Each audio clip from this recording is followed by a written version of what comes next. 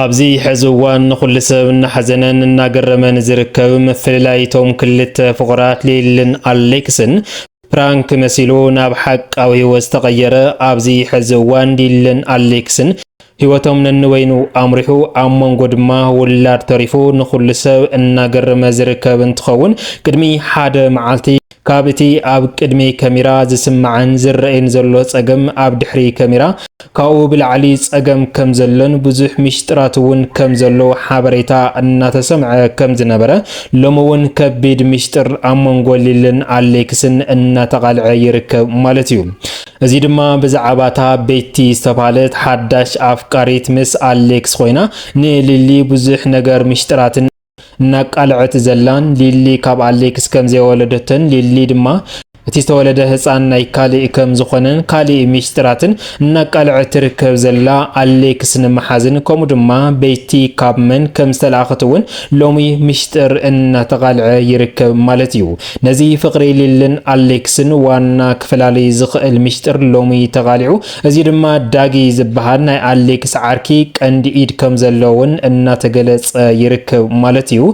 ነዚን ዝኣመሰሉን ዝርዝር ሓበሬታታት ኣብ መንጎዞም ክልተ ፍቑራት ዝፍጠር ዘሎ ፀገምን ኣብ ቅድሚ ካሜራን ኣብ ድሕሪ ካሜራን ስድራ ዝሕልፍዎ ዘለው መልእኽትን ኣብ መንጎኦም ዘሎ ከቢድ ሚስጥር ካብ እቲ ኣብ ቅድሚ ካሜራ ኣብ ድሕሪ ካሜራን ኣብ ገዛን ዘሎ ኩነታትን እንታይ ይመስል ንዝብል ዝርዝሩ ናባኹም ክነብል ንኸውን። ንቻነልና ሓደሽ ዝኾንኩም ሳብስክራይብ ናበልኩም ኣባላትና ላይክ ሸር ናበልኩም መደናስ ካብ መወዳእታን ሓቢርኩም ናጽንሑ እምበኣርከስ ብዛዕባ ዞም ክልተ ፍቑራት ብዙሕ ነገር እናተባሃለ ከም ዝቐነየ ዝፍለጥ እዩ።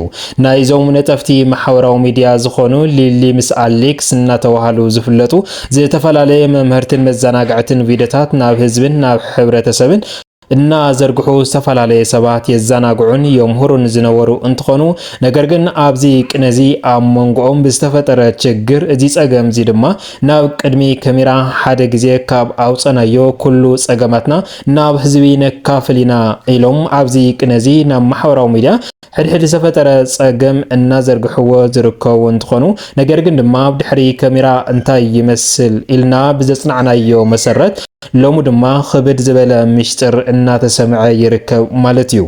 እታ ሓዳሽ ኣፍቃሪት ኣነ ካባኻ ክፍለይ ኣይኽእልን ኣነ ምሳኻ ፍቅሪ ኣለኒ እናበለት ኣብ መንጎ ሓዳሮም ኣቲዋ ንኽልቲኦም ትፈላሊ ላዕልን ታሕትን እናበለት ትርከብ ዘላ ቤቲ ካብ መን ከም ዝተለኣኸት ሎሚ ተነፂሩ ማለት እዩ። ቤቲ እታ ሓዳሽ ኣፍቃሪት ኣሌክስ ካብ ዳጊ ከም ዝተለኣኸት ነዚ ሴራዚ ኩሉ ክትንኩል ዝኽኣለ ድማ ዳጊ ናይ ኣሌክስ ቀረባ ዓርኩ ምዃኑ ሎሚ ተፈሊጡሎ። እዚ ማለት እውን ቅድሚ ሓደ መዓልቲ ቤቲ እቲ ሓዳሽ ኣፍቃሪት ሊሊ ካብ ኣሌክስ ከም ዘይወለደት እቲ ዝተወለደ ህፃን እውን ኣሌክስ ከም ዘይኾነ ኳዳስ ካብቲ ቅድሚ ሕዚ ምስ ሊሊ እናኸደ ዝነበረ ሳሚ ዝበሃል ኤርትራዊ ካብኡ ከም ዝወለደቶ ሚስጥር እናቃልዐት ከም ዝነበረት ዝፍለጥ እዩ።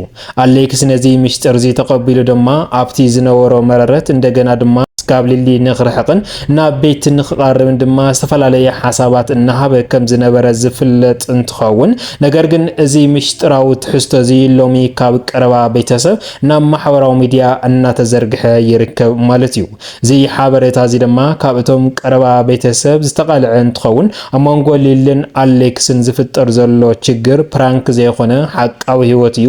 ስለዚ ድማ እዞም ክልተ ፍቑራት ናብ ሓደ ንክምለሱ ሓግዝዎም ዝብል ድምፂ እውን እናተሰምዐ ይርከብ። እዚ ክኸውን ዝኽኣለ ድማ ካብቶም ኣብ ቀረብኦም ዝርከቡ ኣዕርኽቶምን ቤተሰብን ዝቃረበ ሓሳብ ከም ዘይብስማዕ እዩ።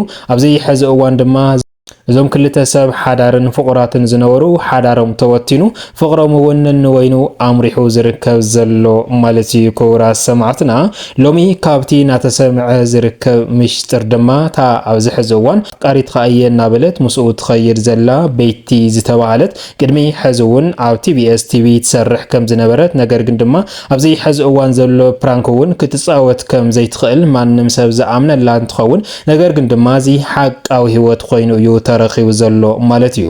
ቤቲ ናብ ቀረባ ዓርካ ዘቃልዕቶ ምስጢር ድማ ካብ ዳጊ ከም ዝተላኸት ዳጊ ድማ ኣብ ልዕሊ ኣሌክስ ቅርሕንቲ ከም ዘለዎ ስለዚ ድማ ንኣሌክስ ከጥቅዕ ዝኹሉ ድራማ ይሰርሕ ከም ዘሎ ነገር ግን ድማ ኣሌክስ ብገርህነቱ ኣፍቃሪቱን ውላድን ገዙን ከም ዝሓደገውን እናተፈለጠ ይርከብ ማለት እዩ። ክቡራት ሰማዕትና ብጣዕሚ እዩ ዝሕዝን ፍቅሪ ሊልን ኣሌክስን ፕራንክ ይመስል ነገር ግን ሓቃዊ ህይወት ኮይኑ ንኩሉ ሰብ እናሐዘነን እናገረመን ዝርከብ ኮይኑ ኣሎ ማለት እዩ።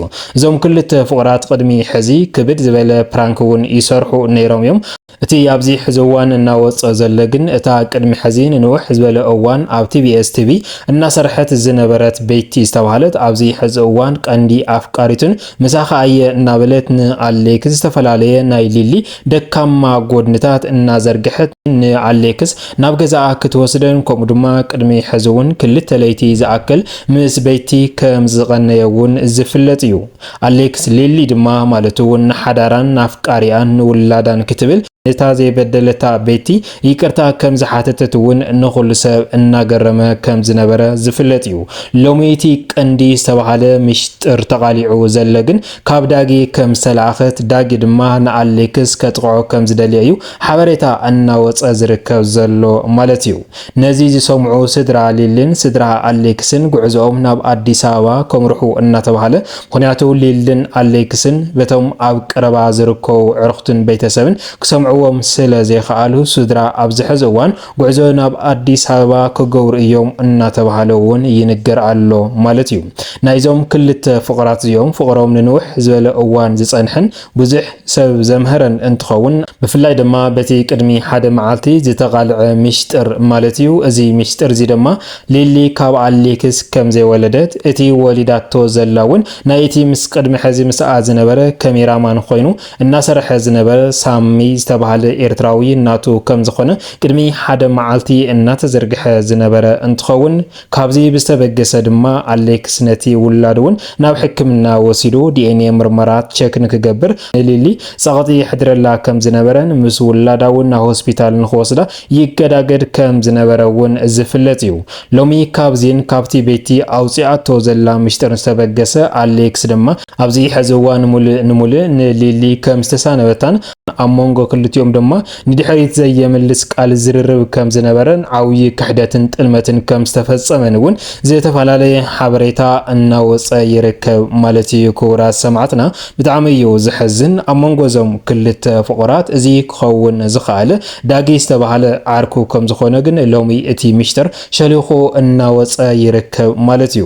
እዚ ኩነታት ሊልን ኣሌክስን ኣብ ሓደ ክመልስ ዘይኽእል ኩነታት ተፈጢሩ ዘሎ ኣሌክስ ኣብ ልዕሊ ሊሊ ብዝሕደሮ ዘይምእማንን ምጥርጣርን እቲ በገዛ ውላዱ ወሊዱ ንኹሉ ሰብ ሕጉሱን ኣደሲቱን ዝነበረ ኣብዚ ሕዚ እዋን ካባይ ኣይወለድኽን ኣነ ኣይወለድኩዎን ካብ ካልእ ሰብ ኢኺ ወሊድኺ ኣብ ልዕለይ ድማ ወዲ ደሪብኺ እናበለ ምርድ ዝበለ ቃል እናተናገረን ንኹሉ ሰብ ድማ እናገረመን ይርከብ ማለት እዩ። ክቡራት ሰማዕትና ባርከንስ ሎሚ ዝወናዮም ዝርዝር ሓበሬታና እዚኦም ይመስሉ ነይሮም።